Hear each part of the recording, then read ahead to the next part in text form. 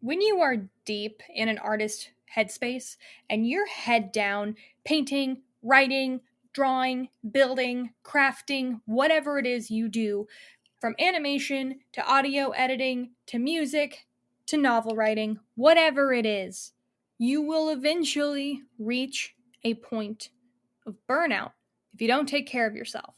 This fact is an obvious one if you are a creative person, you've 100% experienced it, but I wanted to talk to you about one of the ways I prevent myself from reaching burnout with creative projects, and that is by refilling my creative well. I like to think of my creative well as a literal well. In my mind, I like to imagine the well from the beginning of the Snow White animated movie. You have a well, and every time you take a bucket of water out of the well, you are taking from the well, it's gonna get empty. Maybe in your mind, this is a glass of water. Every time you take a sip from your glass of water, it's going to get emptier and emptier. The only way to not run out of water in your well, in your glass, whatever, is to fill it back up with more water. Every time you go make something, you deplete a part of your creative inspiration. You deplete a part of your energy and motivation. You take from the well.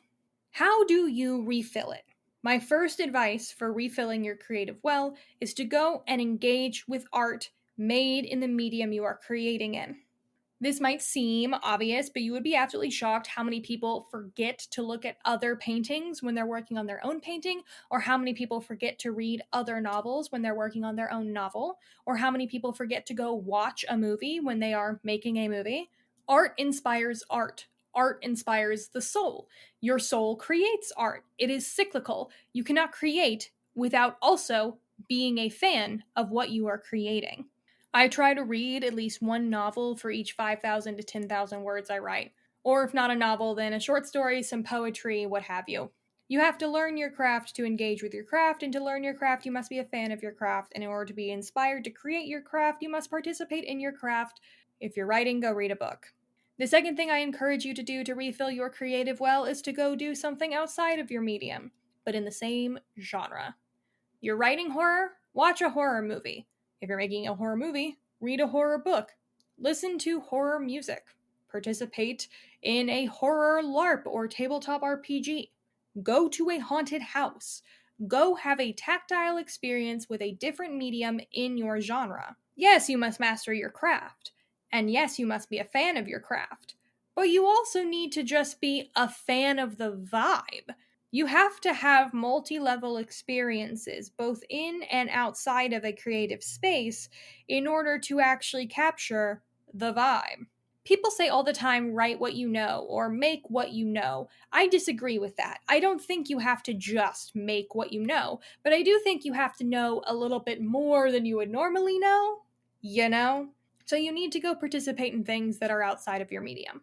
My final step for you to refill your creative well is to do absolutely nothing involving your project. Let's say you're writing a horror book. Let's go back to our previous examples. You're writing a horror book, so now you've read a horror book. So now you've watched a horror movie or gone to a haunted house.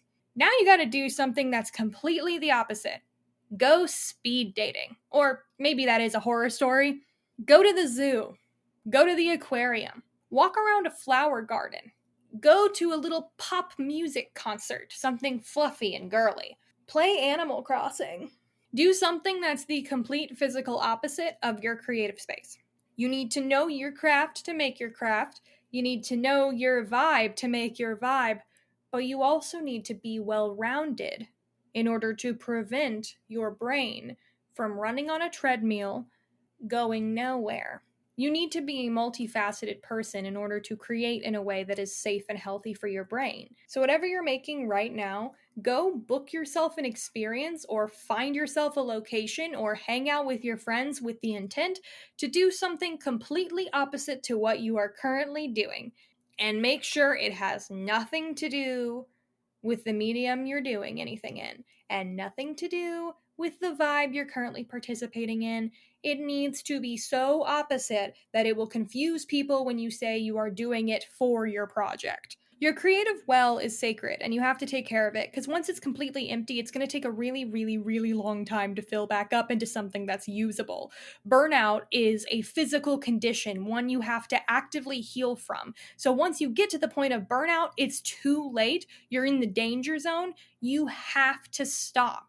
And that's going to suck if you're a person who lives and dies by your creations. If you're a person whose purpose on this earth is art, or if you're a person whose income relies on your art, you don't have the time for a 2 to 4 to 6 year healing process. So you better start taking care of your well now. I pledge to do a better job taking care of my well if you pledge to do a better job taking care of your well. Let's do it together.